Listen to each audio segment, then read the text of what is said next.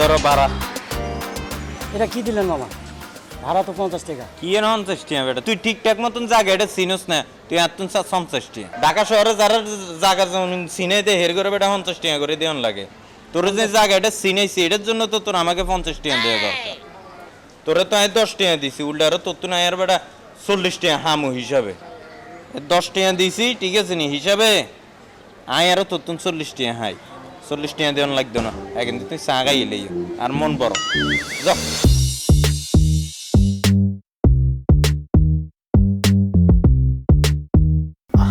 নয়না, তুমি বুঝতে পারছো না, কাজের অনেক চাপ। তাছাড়া আমার অফিসে তো অনেক দামি দামি জিনিসপত্র আছে, অফিসে কেউ নেই, এই জন্য অফিসে থাকতে হচ্ছে। একজন ভালো অফিস অ্যাসিস্ট্যান্ট পেলে খুব ভালো হতো আর কি। হ্যাঁ, না না ঠিক আছে। হ্যাঁ হ্যাঁ, তোমার পরিচিত হলে তো ভালোই হয়। হ্যাঁ হ্যাঁ, ওকে ওকে, রাখি, আমার অনেক জরুরি কাজ আছে। হ্যাঁ, বাই।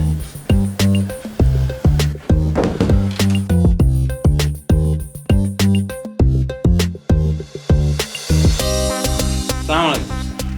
বলেন, আমি আপনাকে কিভাবে হেল্প করতে পারি? আপনি কিনলে আমার হেল্প করতে, আমি না আসছি আপনার হেল্প করার জন্য। সরি, আমি রফিকুল। নয়না ম্যাডাম আপনারা ফোন দিয়ে বলে না, আমার এটা হে অ্যাড্রেস দিল, বললো যে এটা তোমার ভাইয়ের অফিস জব। কিন্তু আপনাকে দেখে তো অফিস পিয়ন মনে হচ্ছে না। কি এখন স্যার আপনি এখন ঢাকা শহরের ফ্রেন্ডরা কি আপ তুমি স্মার্ট নাকি? না, আমি আসলে তা বোঝাতে চাচ্ছি না, আপনি কিন্তু অনেক স্মার্ট। স্যার আপনার যে কি বলেন না, একদম শরম লাগে তো। আর স্যার আপনার আপনি আপনি করে বলিয়েন না, আপনি আরে তুমি করে বলেন। আপনি হলেন যে অফিসের বস, আপনি আমাকে তুমি করে বলেন। আপনি যদি আরে আপনি করে বলেন, তাহলে পিয়ন আর বসের মধ্যে কি কোনো পার্থক্য থাকলেও? You are very smart. তুমি পড়াশোনা কোন পর্যন্ত করেছো? স্যার ক্লাস 7 হাস করি, 3 বছর আসছিলাম, মানে যে দূর করছে আমরা বলছি আর কি, মানুষ তুই পিয়নের চাকরি ছাড়া আর কিছু চাইতে না। শোনো, তুমি 5,000 টাকা স্যালারি পাবে। 5,000 টাকা নিবা? 5,000 টাকা দিতে শাসি কেটে কোন যায়? হ্যালো মিস্টার, আমি এক কথার মানুষ। তোমাকে যা বলেছি তা দিয়ে যদি কাজ করো, তাহলে আজকে থেকেই অফিস অ্যাসিস্ট্যান্ট হিসেবে তোমাকে নিয়োগ দিতে পারি। আচ্ছা স্যার, 5,000 টাকা অসুবিধা নেই, ঢাকা শহরের প্রথম চাকরি 20 মিনিটে আপনারা দিয়ে দিতেছি, কিন্তু অফিস অ্যাসিস্ট্যান্ট স্যার আমি দিতে পারতাম। আমরা বলছি ফিয়নের চাকরি, আপনি যদি আমার ফিয়নের চাকরি দেন তাহলে আমি করবো, নইলে স্যার আমি যাই। এই ছেলে, বসো বসো বসো। পিওন আর অফিস অ্যাসিস্ট্যান্ট একই জিনিস। ও আচ্ছা, ফিয়ন আর অফিস অ্যাসিস্ট্যান্ট একই, আর যেটাকে বলে না। শোনো, তাহলে আজকে থেকে তুমি অফিসেই থাকবে। যেহেতু তুমি আমার ওয়াইফের গ্রামের লোক, তোমাকে আমি বিশ্বাস করি। তুমি অফিসে অনেক দামি দামি জিনিসপত্র আছে, সব কিছু নিজের মনে করে দেখে রাখবে। ঠিক আছে স্যার, শুধু অফিসের জিনিসপত্র দেখি রাখেন। আরেকটা কথা, এই পোশাকে কিন্তু অফিসে কাজ করা যাবে না। তোমাকে নর্মাল পোশাক পরতে হবে, যেন মানুষ দেখে বোঝে যে তুমি এই অফিসে অ্যাসিস্ট্যান্ট। আচ্ছা, ওই মানে ফিয়নের পোশাক পরতে হবে, বুঝছি স্যার। আচ্ছা স্যার, অফিসের কাম গায়ে যেহেতু করবো খালি এটা ঠিক আছে, কিন্তু স্যার 5,000 টাকা বেতন, এই আর খানা দানা বা থাকা খাওয়া এগুলো যদি একটা ব্যবস্থা করে দিতেন স্যার, খুব উপকার হতো। তোমার থাকা খাওয়া সব কিছু ফ্রি। যে 5,000 টাকা তুমি বেতন পাবে, এই 5,000 টাকা তুমি তোমার মাকে পাঠাবে। নয়না আমাকে বলেছে তুমি একটা সমস্যায় পড়ে কাজ করতে চাচ্ছ। তুমি ভিতরে যাও, আমি কিছুক্ষণের মধ্যে বাইরে বের হবো।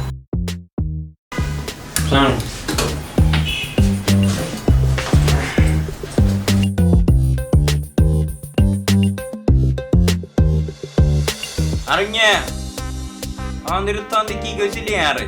আরে দি জিন্দিগিতে কিচ্ছু হইতো না কেন?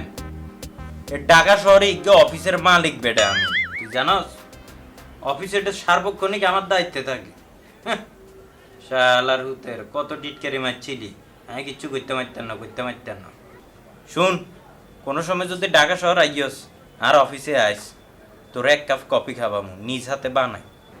আর হুন, ওই সোরা বাইরে আকলিমে আছে না, হিতিরে কই দিস হিতির হিসে কত গুচ্ছি হিতি আর লাইন দিন হ্যাঁ হিতিরে যাই হিতির কানের সামনে চিল্লাই বলবি যে এই রফিকুল এত ডাকাত যে একটা অফিসের মালিক হয়ে গেছে বহুত গুচ্ছিলাম লাইন যে চাইছিলাম হিতি আর 2 টিয়া দিয়েও গনে না দিন গুইতে 2 মিনিট লাগে না কোন রাখ গরিব আছে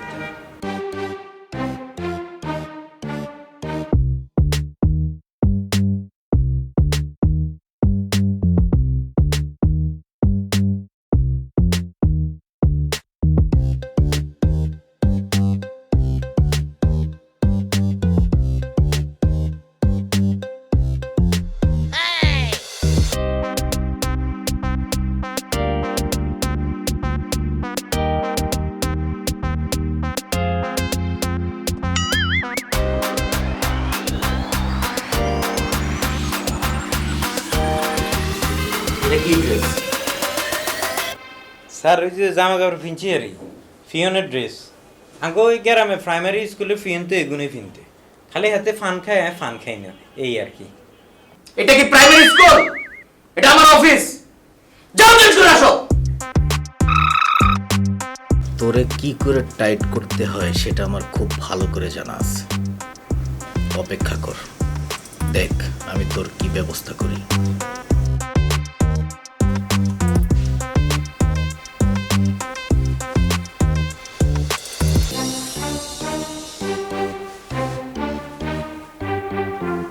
রফিকুল, রফিকুল, জি স্যার এদিকে তো এখানে দেখ দুটো কাপড় আছে, কাপড়গুলো একটু ধুয়ে দে, ময়লা হয়ে গেছে।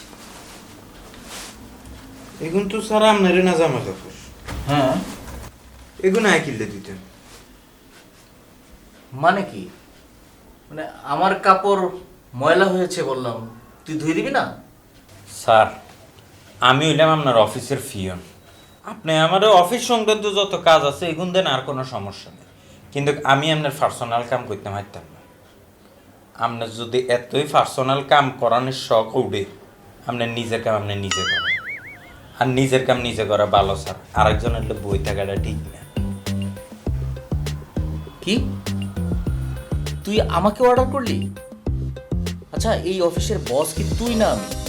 হ্যাঁ, এই কয়টা কাপড় ধুয়ে দিলে তোর কি সমস্যা?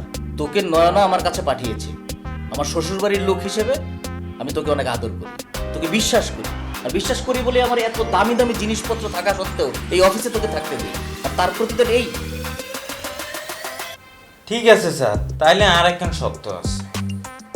ও আচ্ছা, মানে কাপড় ধোয়ার মধ্যেও শর্ত? আচ্ছা বল শুনি, শর্তগুলো কি? আপনি যেহেতু আপনি নিজে জামা কাপড় ধুইতে হাইতেন না, তাহলে আজ যেতুন আপনার জামা কাপড় দুই এগুলো আয় ফিরবে। আপনার যত জামা কাপড় আপনি আরে দিবেন, আয় এগুন দুমু দুই আবার ফিন দিলাম জামা কাপড় এগুলো আর তো আর জামা কাপড় তাইলে কিনা লাগলো না। আর জামা কাপড় কিনবো কোন আনতুন? আর তো বেতন মাত্র 5,000 টাকা, 5,000 টাকা দিকে আইসুন না 22 টাকা হসে আড়ানো। ও আচ্ছা, বুঝতে পেরেছি, তোর টাকা দরকার, সেটা বলবি তো, দিচ্ছি। না না স্যার, আমি এক কথার মানুষ, আপনি আরো অফিসের কাম কাজ দেন এগুলোই করতাম রাজি আছি, কিন্তু আপনার এইসব পার্সোনাল কাম কাজ এগুলোই করতে পারতাম না। যাই হোক, আপনি যেহেতু কাপড় এটা দিছেনি, তাহলে এগুলো দুই আয় নিজে নিজে হিন্দি স্যার, আপনার কষ্ট করে এগুলোর বাসায় লোজন লাগতো। এই, তোর কি মাথা খারাপ হয়ে গেছে? তুই জানিস যে জামাটা হাতে নিয়ে দাঁড়িয়ে আছিস সেটার দাম কত? 4-5 হাজার টাকা একটা জামার দাম, তোর 1 মাসের বেতন। এই জন্যই তো স্যার আমি বলতেছি আপনার জামা কাপড় দুই এগুলো হিন্দি ইলে, আপনার তো জামা কাপড়ের অভাব নাই, ঠিক না? আর আপনার জামার দাম যতই হোক, আয় তো আর শোন না, আয় তো আর কেউ একটা চুরি ঘুরি খাইবে না। আপনি একটু আগে কি গেছেন আপনার অফিসে লাখ লাখ টাকার জিনিসপত্র হরিতে, আপনার সান আপনার অফিসে লাখ লাখ টাকার জিনিসপত্র সব ঠিক আছে কিনা? এগুলো যদি ঠিক থাকে তাহলে এই জামা আর যদি ঠিক না থাকে তাহলে আপনার জামা আপনার দুই হিন্দি দিলাম জামা। তোর আর আমার কাপড় ধুয়ে দিতে হবে না, আমার নিজের কাপড় আমি নিজেই ধুয়ে নিতে পারবো, নইলে আমার বাসার বুয়া ধুয়ে দিবে। আর শোন, আমি এখন বাসায় যাচ্ছি, কালকে আমার একজন গেস্ট আসবে, অফিসের কোথাও যেন একটি ময়লাও আমি খুঁজে না পাই, খুব ভালো করে ধুয়ে রাখবি। স্যার আপনি কোনো টেনশন করিয়েন না, অফিসের যত কাম কাজ আছে এটি আপনি সবসময় ঠিকঠাক করে পাইবেন। আমি স্যার একটু ভিতরে গেলাম।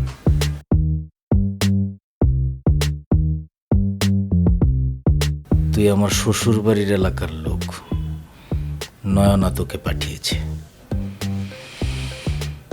তোর যে কি অবস্থা আমি করব।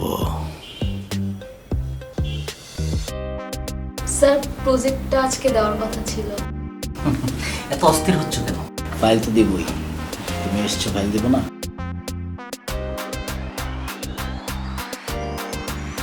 তারপর কি অবস্থা, দিনকাল কেমন চলছে? আছি ভালো, আপনি কেমন আছেন? খুব ভালো আছি। তুমি তো আমাকে ভুলেই যাও। আসলে কাজের এত প্রেশার, এত কিছু আসলে মেনটেন করা খুব কষ্ট। শত কাজের মাঝেও একটু খোঁজ নিলে ভালো লাগে। কিন্তু আমার কিন্তু তোমার কথা খুব মনে পড়ে, মিস করি। আমি জানি না তুমি আমাকে মিস করো কিনা। এনিওয়ে, অনেকদিন পরে দেখা হলো। হ্যাঁ। আসছো কেন? না আসলে অনেকদিন পরে দেখা হয়েছে তোর জন্য। তাই এই প্রজেক্ট ফাইলের যখন প্রয়োজন হয় তখনই তুমি আসো। তুমি এত সেলফিশ কেন? হ্যাঁ, এরপরেও কি আবার নতুন কোনো প্রজেক্টের জন্য আসবা? এমনিতে আসবো নিজে থেকে? না এমনিতেই আসবো। শিওর? শিওর। গুড। কি খাবে? যে কোনো কিছু। খাওয়াটা আসলে জরুরি না। আমার অফিসের ছেলেটা বিচ্ছু, তুমি মনে হয় বুঝতেই পেরেছ। খুব ডিস্টার্ব আমার অফিসের ছেলেটা। নাও করতে পারছি না, ওকে বিদায় দেবো যে সেটাও পারছি না। রফিকুল, রফিকুল, রফিকুল, এদিকে আসো। যা তো অবস্থা। তুমি কি করো? এতবার ডাকতে হয় কেন তোমাকে? হ্যাঁ স্যার, খানা দানা গরম করতেছিলাম। এই শোনো, এই যে আমি একটা রেস্টুরেন্ট থেকে খাবার খাই না, জি, ওর থেকে আমাদের দুজনের জন্য খাবার নিয়ে আসবে। আর সাথে তুমিও খেয়ে আসবে, 1 ঘন্টার মধ্যে নিয়ে আসবে। 1 ঘন্টার মধ্যে কিনলে স্যার? তোমাকে আমি যা বলেছি তাই করো। এটা তো স্যার বুঝছি, কিন্তু আমার কথা হলো যে আপনি যে রেস্টুরেন্টে খান, আমি যদি হিন্তুন খাবার নিয়ে আসি আর লাগবে 5 মিনিট। আর যদি আমি সহজ যাই হেডে নিজে খাই আসি খাবার নিয়ে, তাহলে লাগবে 10 মিনিট। 1 ঘন্টা কি করবো স্যার বাইরে? তুমি আর বেশি কথা বলো। তুমি দেখতে পাচ্ছ না তোমার ম্যাডাম এখানে বসে আছে, তার সাথে আমার পার্সোনাল মিটিং আছে। মিটিং থাকতে তো ভালো কথা, এটা আমি তাড়াতাড়ি অফিসে চলে গেছি, আপনারা মিটিং করি। আমি যদি 1 ঘন্টা বাইরে যাই, মিটিং এ যদি কিছু লাগে হরে ভাইয়া জান না, আমার একটু মাথা ব্যথা করতেছে। মাথা ব্যথা করলে আমার এনা বলবেন, আমি অফিসে কেন আছি? আপনার মাথা টিভি এই এই এই এই রফিকুল, থামো থামো। স্যার খানা কথা কম বলো। এই তোমার প্রজেক্ট। স্যার তো ইজিলি দিয়ে দিবেন আমি ভাবতেই পারি নাই। Thank you sir. এই টাকা দাও।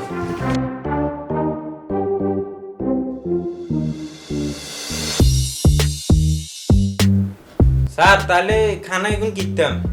তুমি খাও। আমার স্যার এত খানা খাইলে তো আমি মোটা হয়ে যাব।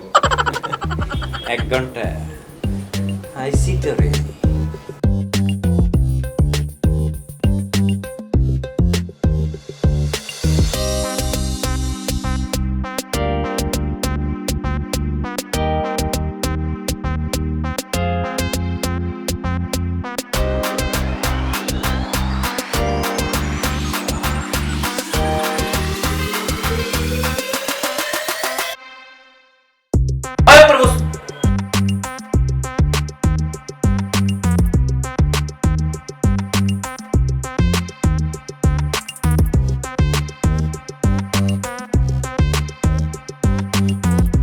রফিকুল, রফিকুল, এই বস।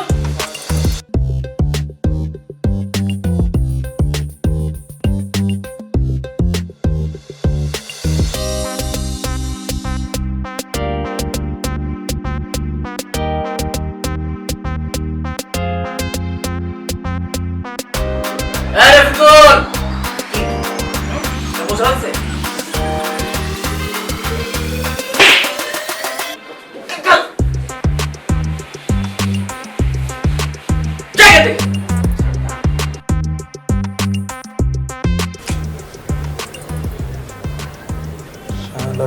হাতে আরো যে কাম এগুলো করার যে ফিটে ফিটে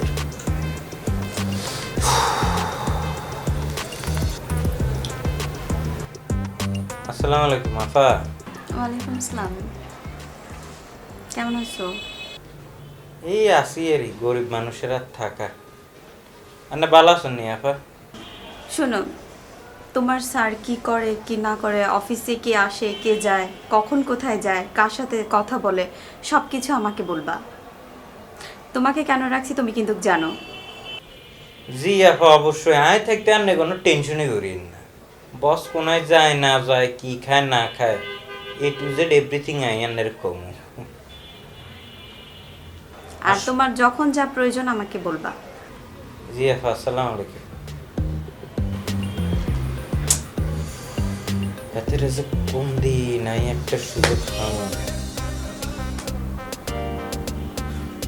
কি রে রে আরে রফিকুল, রফিকুল, জি স্যার। কোথায় থাকিস? এত ডাকা লাগে কেন? হ্যাঁ, স্যার কই দিন অফিসে যে পরিমাণে মশা, ঢাকা শহরে খালি মশা আর মশা। এই এটা ওঠা।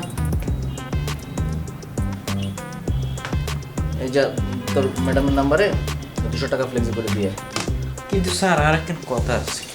কি কথা বল? ধরেন স্যার আপনি আমার নাম্বার দিলেন, আমি নিচে লোডের দোকানে নাম্বার এটা দিলাম, 100 টাকা বইবের টাইমে আরেকজন কুটুত করে আফার নাম্বার এটা লই গেল, লই যে রাইতে ফোন দিলে আফারে মিষ্টি মিষ্টি কথা বললো, ঠিক আছে নে বুক চিনচিন করছে, গানও নেবো, উনি আবার মাথা খারাপ হয়ে গেছে। আপা মনে করেন হের লগে ফেম করে লেছে, ফেম করে দুজনে বিয়ে শাদী করে দুবাই চলে গেছে, হেরে দুবাই করে হানিমুন, আপনি এটা আওলাই কাম কাজ করি, ঠিক আছে সিঙ্গেল একটা বই রইলেন, এটা কি হইল নি স্যার?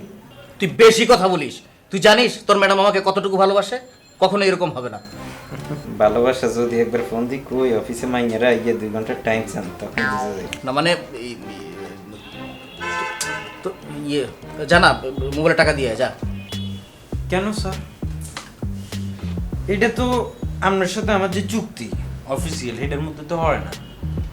আপনি বলছেন যে অফিসিয়াল কাম কাজ করতে, কিন্তু ম্যাডামরা যে টিয়া হাডাম, এটা তো আমার পার্সোনাল কাজ হয়ে গেল, ওই জামা কাপড় দুধের মতো না। কথা কম বল। আমি তোকে বলেছি তোর ম্যাডামের নাম্বারে টাকা পাঠিয়ে দিতে, যা 5 মিনিটের মধ্যে টাকা দিয়ে আসবি, যা। স্যার বিয়াদফি নিয়েন না। 6 তলা তো নিচতলা, নিচতলা তো 6 তলা, 6 তলা তো নিচতলা, নিচতলা তো এগেন 6 তলা। সারাদিন এরকম করি যেমনি আমি 8-10 বার করে উঠি না আমি। কারণ বাতের ব্যথা থাকলে অটো ভালো হয়ে যাবে কথা। আপনার তো স্যার আছে বাতের ব্যথা, এক কাম করেন আপনার নামে টিয়াটা দিই চলে যান, একটু পরে তো এমনিও বাসে যাবে। তুই কিন্তু বেশি কথা বলছিস। কাজ ফাঁকি দেওয়ার জন্য এত কথা বলছিস, তাই না? যা এখনই যা, যা কোনো টাকা দিয়ে যা। ঠিক আছে স্যার, যাইতেছি, কিন্তু এটাই শেষ। হেয়ার হারে কিন্তু আমি আর যাইতাম না, এটা কিন্তু আমার অফিসিয়াল রুলসের মধ্যে পড়ে না। এখন ইমার্জেন্সির জন্য যাইতেছি। আর ও আপনি তো দিছিলেনই আমার, সরি স্যার, ফরগেট ইট।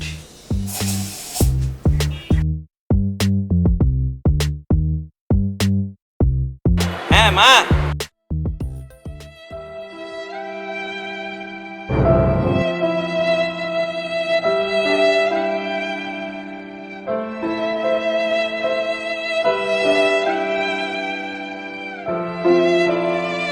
ঠিক আছে মা, আচ্ছা কি করতে পারি?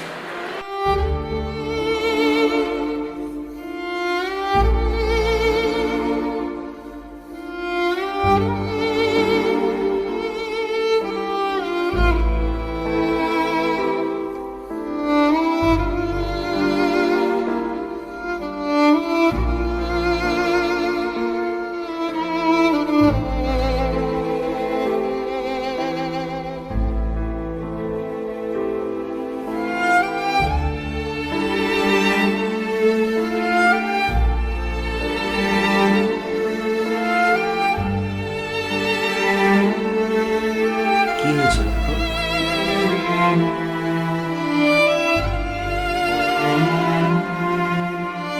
কি হয়েছে বল, কি হয়েছে?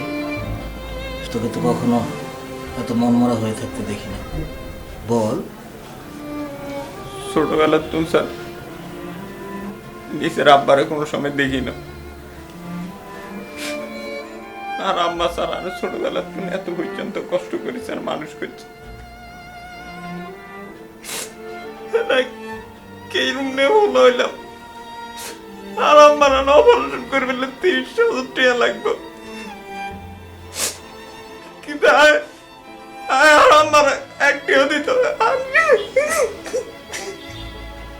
কাঁদিস না।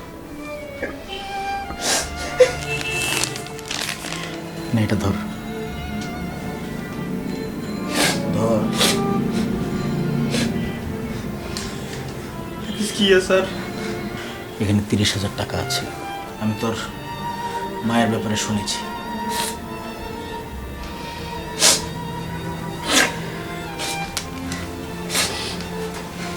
এই টাকাটা দিয়ে তোর আম্মার চিকিৎসা করাবি। এই টাকাটা ভাড়া হিসেবে তুই তোর পকেটে রাখ। নে ধর। স্যার আর মাফ করে দিয়েন স্যার, না জানি না বুঝি স্যার আপনার লোক অনেক সময় অনেক বেয়াদবি করছে স্যার। স্যার আপনার মনে কষ্ট নিয়ে না স্যার, মাফ করে দেন করে দিন।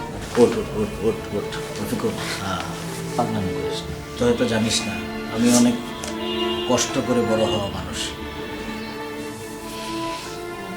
চলার পথে অনেক মানুষ দেখেছি তো, মানুষের সাথে মিশলেই মানুষ চিনি, মানুষের সাথে উঠা বসা করেই তো আজকে এই পর্যায়ে এসেছি।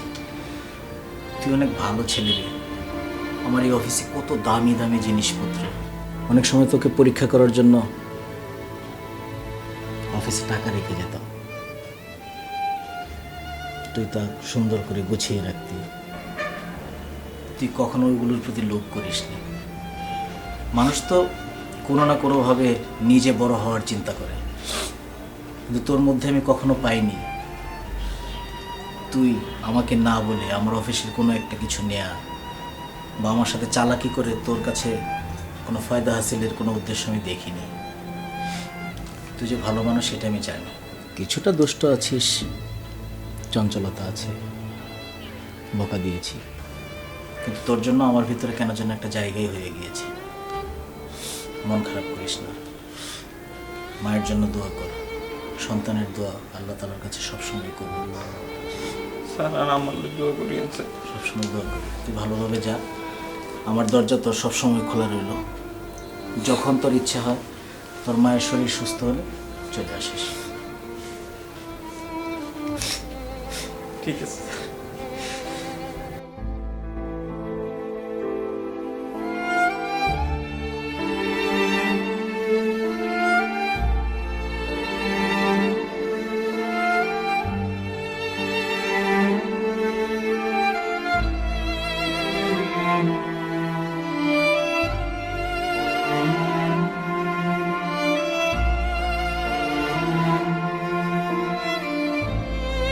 হুম